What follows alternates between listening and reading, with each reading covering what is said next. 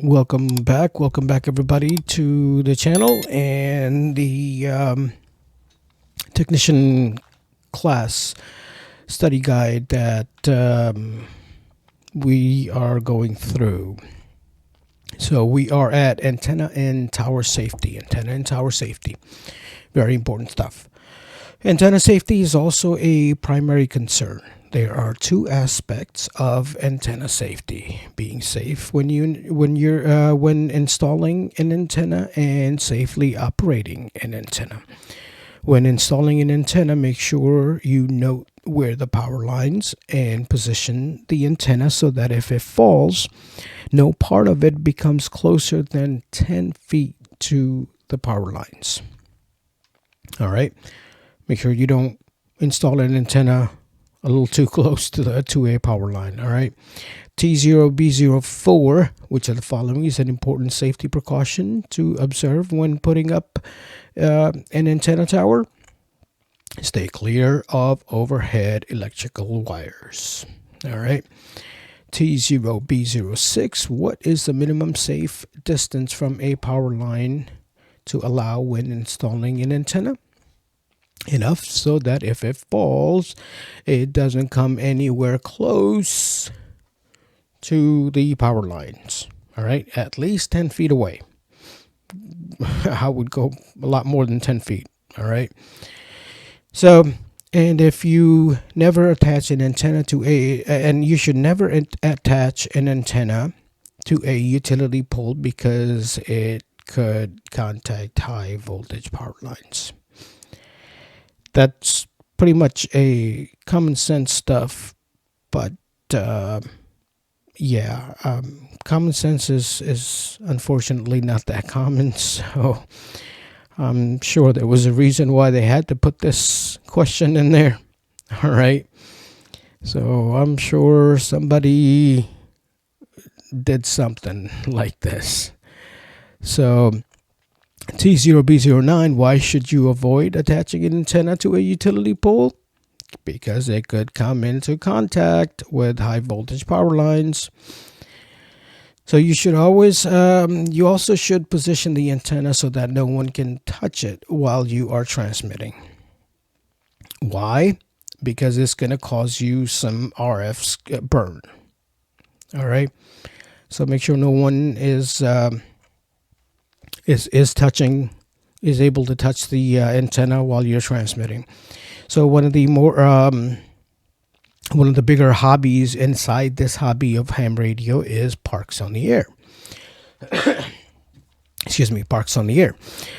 So POTA is where you have to go to, you go to a park and you set up your antenna and your radio and your whole system and you operate. So that is where you have to be really, really careful and not make sure that no one comes close to the antenna. All right. In my experience, no matter how many flags you put on, how many cones you got surrounding everything, it just becomes a magnet for everybody. Okay, there's hundreds and hundreds of feet of open space around you, but people have a tendency of walking right through your antenna, right on top of your cables.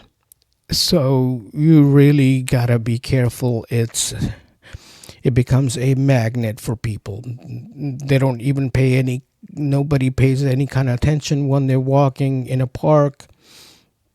So you have to pay attention for them. All right.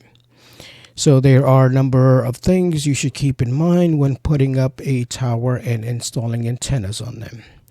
T0B02, what is required when climbing an antenna tower? All of these things are correct. All of these choices are correct. So have sufficient training on safe tower climbing techniques. Use appropriate tie-offs to the tower at all time. Always wear an approved climbing harness. Climbing harnesses are rated by weight. So you need to be wearing a harness that that can support your weight. All right, so if you weigh 200 pounds, don't wear a harness that can only deal with 150 pounds. All right, so T0B03, under what circumstances is it safe to climb a tower without a helper or an observer? Never, never.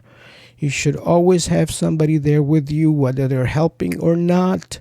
It doesn't matter, but somebody needs to be there just in case something happens, and they can call rescue for you. They can dial 911 for you. All right, T0B07, which of the following is an important safety rule to remember when using a crank-up tower? Crank-up tower. This type of tower must not be climbed unless it is retracted or mechanical safety locking device has been installed. Crank-up tower is, got a little crank on it. You raise it and you lower it by the crank. Not really sure why you would need to climb something like that, but in case you do, you got to make sure that it's retracted all the way down, and the mechanical safety locking devices has been installed. So T0B05, what is a purpose of a safety wire through a turnbuckle when used? Turnbuckle used attention guidelines. So guidelines are those, supporting cables that support the antenna.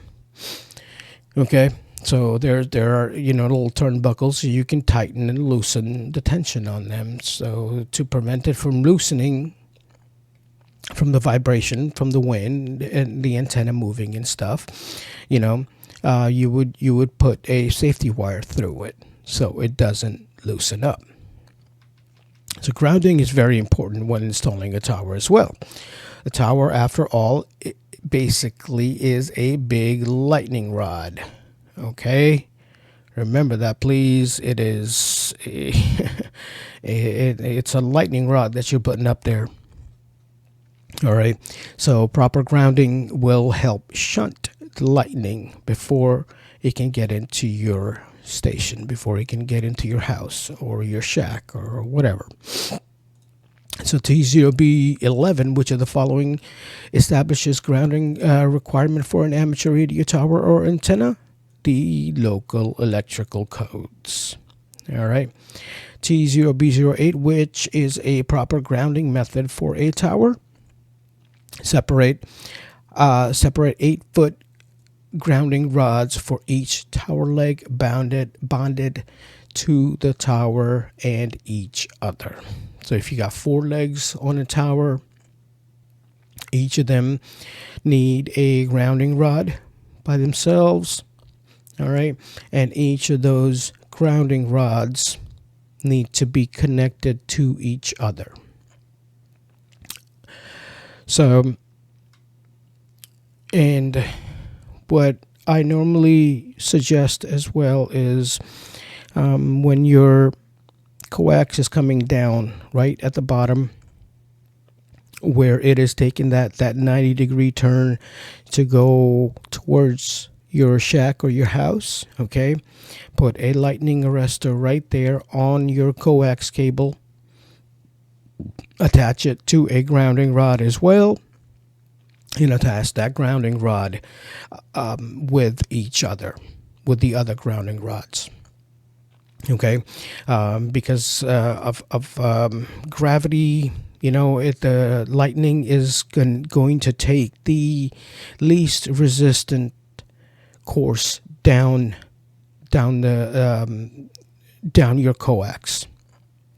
Okay, so if the lightning actually hits the antenna itself, which most likely it will, it's going to travel through your coax, and as it's coming down, just keep it going down straight into the ground. Don't even have it make that 90-degree turn to go towards your shack. Okay, just put a lightning arrestor right there, put a grounding rod right there, and just have it keep going straight into the ground. That's the best way to control lightning. All right, just have it keep going. It's already coming down. All right, and it's working with gravity. Just keep it working with the gravity and keep it going down right into the ground. So it doesn't even get to your shack. All right. Where it is entering the shack, you also need a lightning arrestor just in case if it does make it through. It does make that 90. Some of it makes that 90-degree turn, and it does get in towards the shack. You have to have another lightning arrestor at the wall where it is entering the house or the shack. So T0B01, which of the following is good practice when installing ground wires on a tower for lightning protection? Ensure that connections are short and direct. All right, as short as you possibly can. And I was actually about to say this next um, next question as well, as short as you possibly can, and you don't want sharp bends in them at all. Okay, you don't want 90-degree bends in the cable that you're using to connect to the lightning rods, the grounding rods, and how you're connecting one rod to another. You don't want sharp bends in them at all. Okay, that's what T0B10 is talking about, which of the following is true when installing grounding connectors used for lightning protection? Sharp bends must be avoided. All right. So T0A09, what should be done to all external ground rods or earth connections? They need to be bound them together with heavy wire or conductive straps. So when you're outside of your house or your shack, you need to use a heavy gauge wire to connect all the rods together. All the rods in your at the base of your antenna, at the base, right as it is entering your house, that rod, and along with the rod that was installed when your house was built. Okay, there's right on the opposite wall where your circuit breakers are in your house.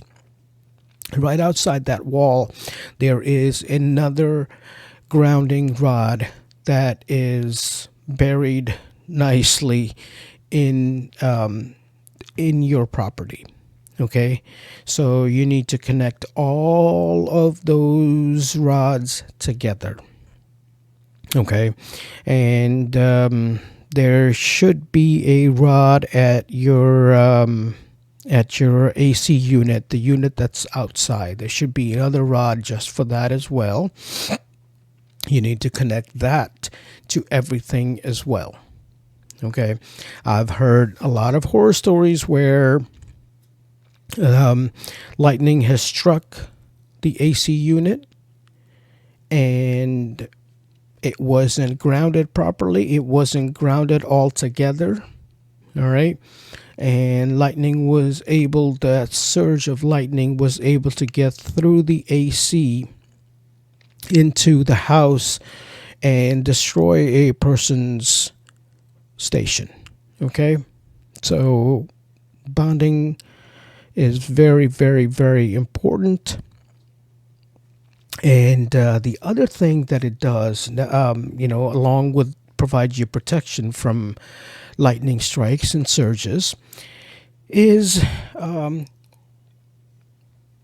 we actually installed over at a buddy of mine's place, installed a new antenna and some grounding and stuff like that. And what we noticed is the more grounding that we gave that antenna, the more grounding wires that we installed under the ground, the quieter his reception got.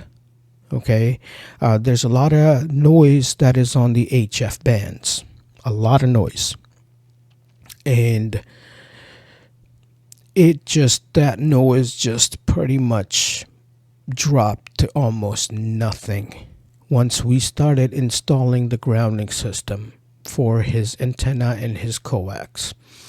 Okay, so grounding doesn't just help with surge lightning surge protection. It also helps eliminate the excessive noise that is on the HF band. Okay, so lightning can also be conducted down a feed line into your station. To prevent this, several manufacturers make devices called lightning arresters, like what I was just mentioning. A lightning arrestor is a tiny little thing with like PL259 connectors on either end, okay, and a spot where you can attach a grounding cable, a grounding wire to it, and you would connect the two ends together. One end is coming from the antenna, the other end is going to your shack, okay, and you would just connect the grounding cable to that arrestor itself and connect that cable to the grounding rod. All right, so grounding lightning arresters that are designed to conduct this current to ground before it enters the station. Mount lightning arresters on a grounded panel near where feed line enters a building. Very, very important.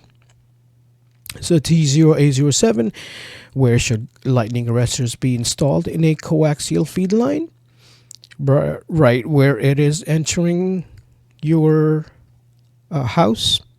Okay, that is the minimum. I would also suggest right at the base of your tower as the coaxial cable is coming down, so it just the lightning just keeps going straight right down into the ground, and it doesn't even make that turn to go towards your house. All right, so RF hazards and radio exposure. Even though radio waves are non-ionizing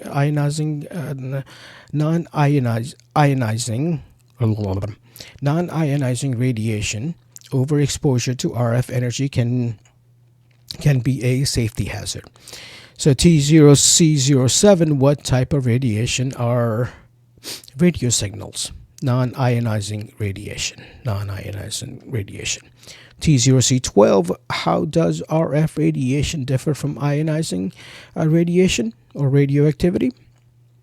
RF radiation does not have sufficient energy to cause chemical changes in cells and damage DNA. To ensure that your amateur radio station is operating safely, the FCC has set exposure limits as an amateur radio station licensee. Exposure limits. As an amateur radio licensee, you are responsible for ensuring that no person is exposed to RF energy above these limits. There are three ways of determining whether your station complies with FCC RF exposure regulations. All right, so by calculations based on FCC OET Bulletin 65, by calculation based on computer modeling, by measurements of field strength using calibrated equipment. And I will leave a link to the OET Bulletin 65 and MMANA. Yeah, MMANA GAL. That's a modeling software. Awesome little software where you can design antennas, by sitting at your computer and stuff and see how they are going to react when you put it up. So that is going to tell you, where your radiation pattern is going to be.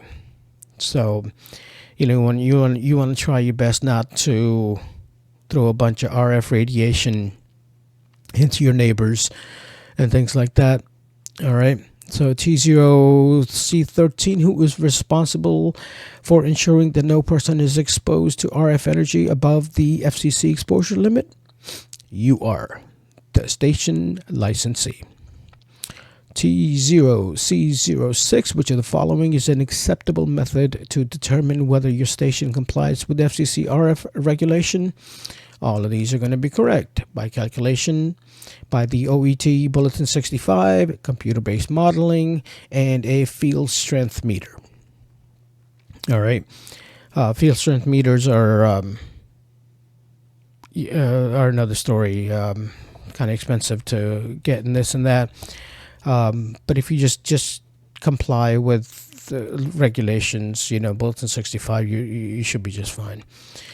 So one of the factors to consider when performing RF exposure evaluation is duty cycle. Duty cycle.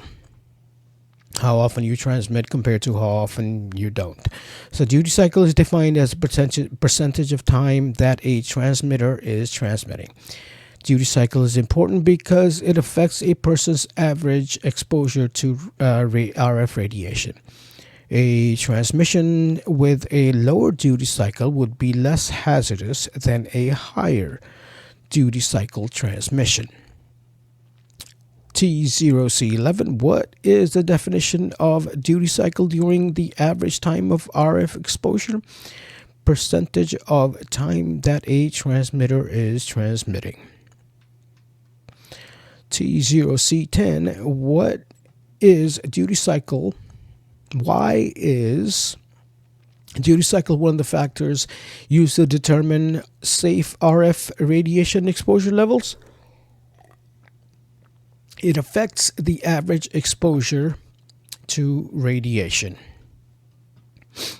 T0C03, how does the allowable power density for RF safety change if duty cycle changes from 100% to 50%? It increases by a factor of 2. So because of the way radio waves interact with the body, the exposure limits are different for each amateur bands. Oddly, the 50 megahertz band, 6 meter band, which technicians have access to the entire band, is the frequency at which the human body absorbs the most radiation. In addition to the frequency and power levels of the RF field, the distance from an amateur radio station antenna and radiation pattern of the antenna affects how much RF exposure that people will experience near the antenna. So, T0C05, why do exposure limits vary with frequency? Because the human body absorbs RF energy at some frequency, so more at some frequencies compared to the others. All right, T0C02, which of the following frequency does maximum permissible exposure have the lowest value? So 6 meter band. T0C04, what factors affect the RF exposure of people near an amateur station antenna? So what factors it? All of the above. Frequency and power level of the RF field, how far you are from the antenna, and the radiation pattern of an antenna. So what should you do if our exposure evaluation shows that people are being exposed to excessive RF? You want to try and relocate the antenna. You should also lower the power or simply transmit less. Yeah, that's probably not going to happen with most ham radio operators. All right. Some people will not even turn their power down, and they sure as heck are not going to transmit less. All right. So, yeah. Finally, you should regularly evaluate your station's RF safety. When you should evaluate your RF safety, radiation patterns, and things like that. Every time you change something, every time you put up a new antenna or you change a radio, get a new radio or anything like that, you make any kind of changes to it, you should always reevaluate your RF radiation. So now we are moving on to station setup and operating controls. Excuse me. So when setting up an amateur radio station, choosing the radio that is most important is the most important consideration. But you must also choose a wide range of accessories such as power supplies and microphones. In addition, how you connect all these equipments together is important for your station to operate properly. For example, a transceiver's DC power cable should be made of short, heavy gauge wires. When transmitting, the transceiver draws a lot of current, and there will be measurable voltage drop when the power supply and the receiver is. There will be a measurable voltage drop between the power supply and the receiver. If the voltage drop is too large, the transceiver could malfunction. The reason for this voltage drop is the resistance of the wires connecting the power supply to your radio, to your transceiver. Short, heavy gauge wire have lower resistance than long, thin wires, and therefore cause a lot of voltage drops. All right, so good cables, short runs, as short as you possibly can, and thick, heavy gauge wires to connect the power. T4A03, why are short, heavy gauge wires used for a transceiver's DC power connection? To minimize the voltage drop. When choosing a power supply, check the voltage and current ratings of the supply, and be sure to choose one capable of supplying proper voltage and current to power your radio. So the example would be T4A01, which is the following is an appropriate power supply rating for a typical 50-watt output mobile radio.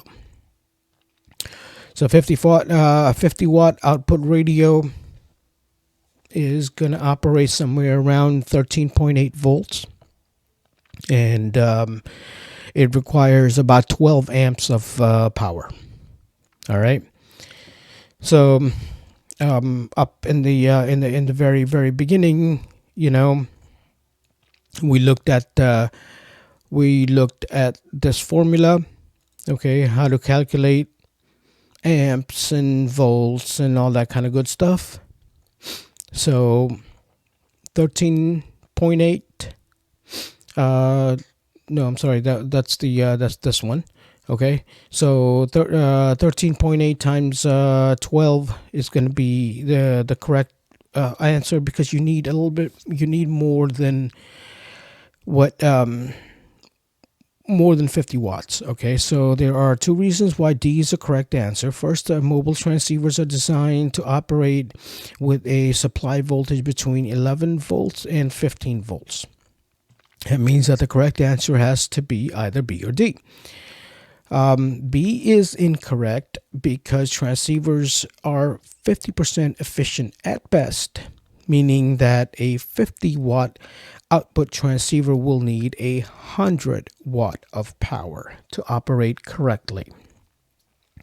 A supply providing 13.8 volts at 4 amps is only going to be around 55 watts of power.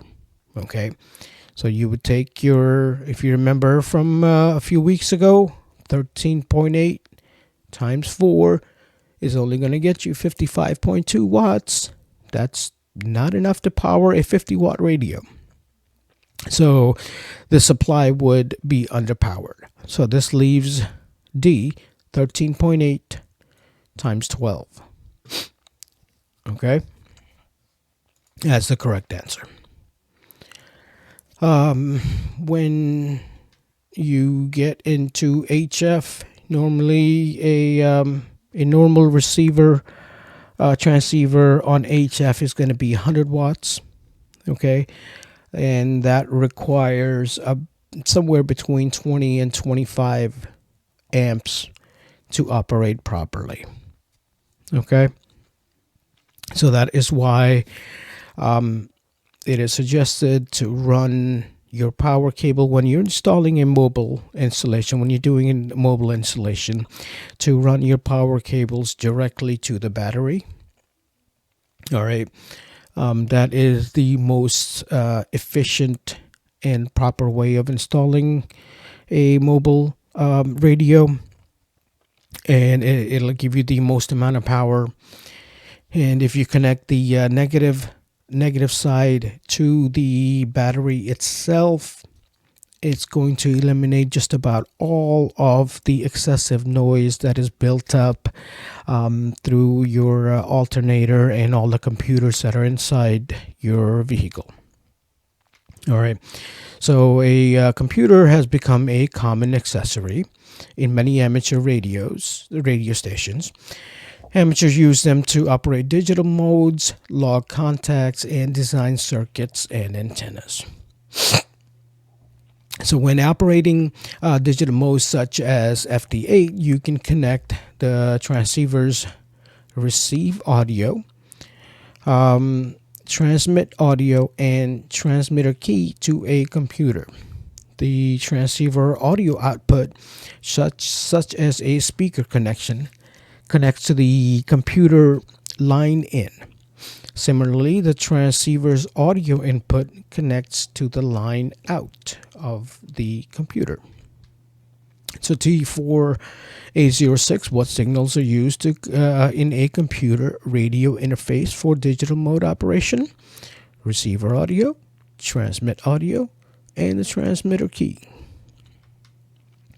T4A04, how are the transceiver audio inputs and outputs connected in a station configured to operate using FD8?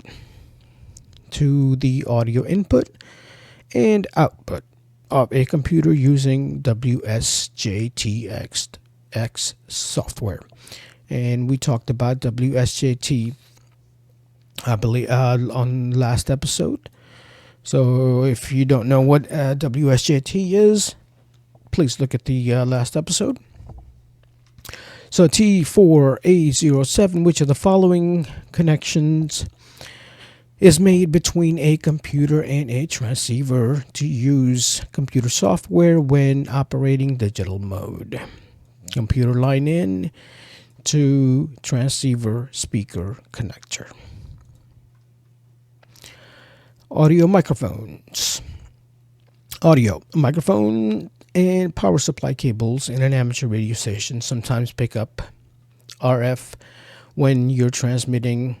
At minimum, this RF can cause audio to be distorted. At worst, it can cause a radio or accessory to malfunction. One of the ways to cure this problem is by installing ferrite chokes on the shield of the microphone cable to block or choke any RF currents induced on the cable. So, I normally have my FT891 whenever I do have it in my vehicle. I have the headphone jack on the radio connected to the auxiliary in my vehicle. So the aux input. So I can hear the audio from my FT891 through the speakers of my car. So the first time I did it, whenever I would hit the PTT button, the push to talk button, I would hear an extremely loud, distorted sound coming out of the speaker. Okay, I could hear myself transmitting through the speakers of my vehicle. So I went back in the house, grabbed a couple of ferrite chokes, some of the snap-on ferrite chokes, put one choke on there, tried it again. It reduced almost about like 50% of that noise. Put another choke on there, and it eliminated almost all of that. About a good 98% of that noise that was coming before was gone. Okay, so RF chokes are very, very, very important to have, not only just on your audio cables, but also on your power cables as well. Buddy of mine very, very recently had an issue with a generator that he had. All right. So whenever he would connect his radio to the generator, he would get some very excessive noise coming out of it. So what we did was we put a bunch of ferrite chokes on his cable. It made the extension cable, a lot heavier, okay, but it solved his issue. All right. So either spend a nice amount of money on a pure sine wave generator. You would still need to put ferrite chokes on there on your any of your extension cables at all. You should always have them handy. The little snap-on ones work pretty darn good as well. All right, but you can also get a pure sine wave generator as well, and that will pretty much eliminate all of the excessive distortion coming from your power cables. So T7B07, which of the following could you use to cure distorted audio caused by RF currents on the shield of a microphone cable? Of course, that would be a ferrite choke. So good grounding techniques can also help you avoid interference problems. When grounding your equipment, you should always connect various pieces of equipment to a single point. Keep leads short and use a flat copper strap to connect that point to ground. We sometimes call this process bonding.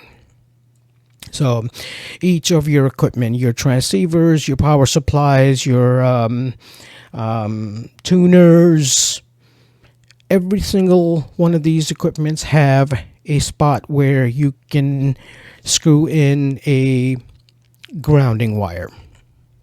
So that grounding wire, all of those equipment have those.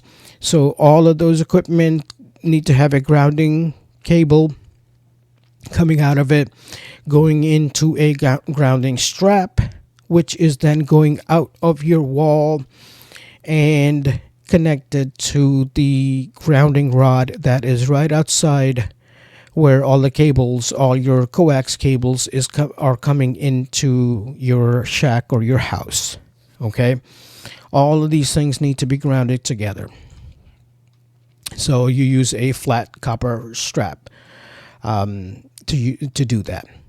So if you plan to install a radio in your car, you have different sets of challenges. One of these challenges is how to connect the radio to the power system.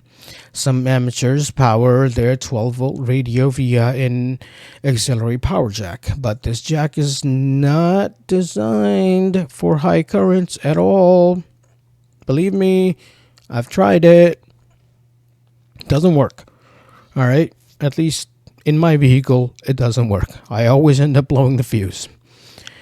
All right, because it's requiring a lot more than 10.3 volts.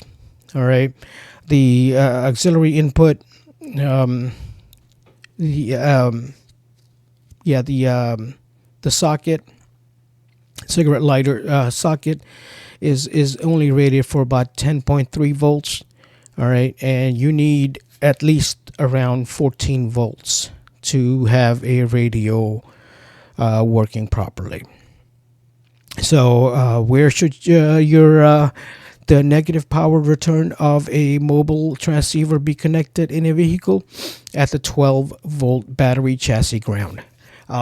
It's just easier to just connect it right to the battery terminal, the negative battery terminal, instead of going and trying to find where it's connecting to the chassis. Okay, so the positive connection can be made at a battery or through an unused position of vehicle's fuse block. It's just better to just go directly to the battery. Okay, most likely you're not going to find an unused fuse. If you do, you got to make sure that it is at least 15 amps. All right. So it's just better to go through the firewall directly to the battery.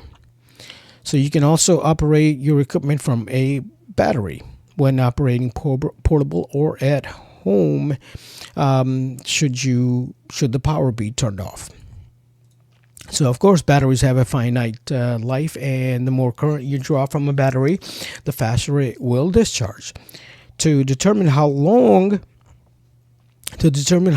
you can operate using battery power, divide the battery amp hour rating by the average current draw of the equipment. For example, if you have a 10 amp hour battery and the average current draw is 1 amp, you can operate for approximately 10 hours. Of course, 10 amps divided by 10 amp hours divided by 1 amp is 10 hours. But remember, most of your 100-watt HF rigs will require somewhere between 20 to 25 amps. All right? So